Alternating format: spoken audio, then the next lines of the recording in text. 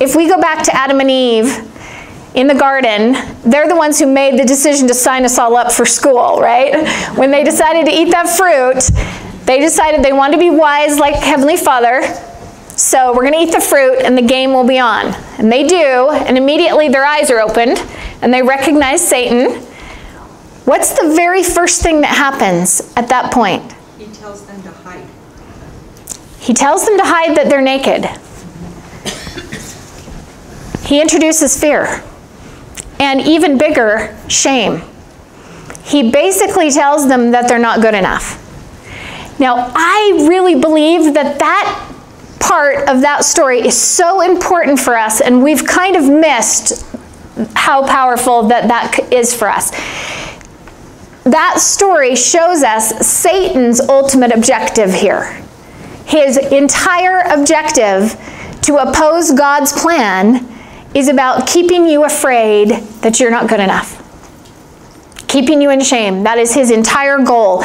And if you look at most of the people spiraling out of control in this world that are making bad choices, at the heart of it is so much shame and fear that everything else has been a painkiller and a desperate attempt to cover it up and deal with it. Because when we're in that much pain that we're not good enough, all kinds of bad behavior comes, right?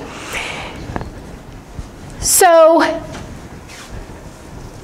Satan's number one goal to keep us in fear and shame. I want you to understand why this is the perfect plan for him, because keeping you in fear and shame makes you do two things. One, it makes you not trust God.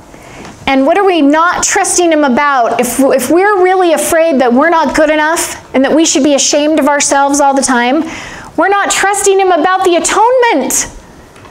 The greatest gift that was ever given to us, we're literally rejecting it. We're saying we don't believe that it was powerful enough to do what they say. It wasn't enough for me. I'm still inadequate. We are rejecting the most precious gift we've been given. And we are not trusting our Heavenly Father. There is nothing that Satan would like to take away from you more than that. Take away the atonement from you. Keep you in fear and shame. And on top of this, which is horrible enough in itself, the second thing is it makes you incapable of love, which is the whole thing you're here to learn. But we can't be loving when we're afraid we're not good enough because we're too needy. Have you noticed those moments when you're in a situation and you feel insecure and you don't fit in and you're not good enough and all your thoughts are about you? You are not reaching out to other people. You're not being the love in the room. You're being the fear in the room. Fear makes us shrink. It makes us not be who we were here to learn to be. Isn't that that's the only weapon Satan needs? It's fear and shame.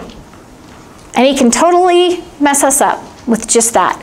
So it's really important tonight, if you come away with nothing else, I want you to understand that that voice in your head that's telling you you're not enough constantly is Satan in your head trying to distract you from trust and love, from trusting the Lord. You got to recognize it for what it is. And we got to start fighting it at a different level when we understand what it really is. Making sense? Okay.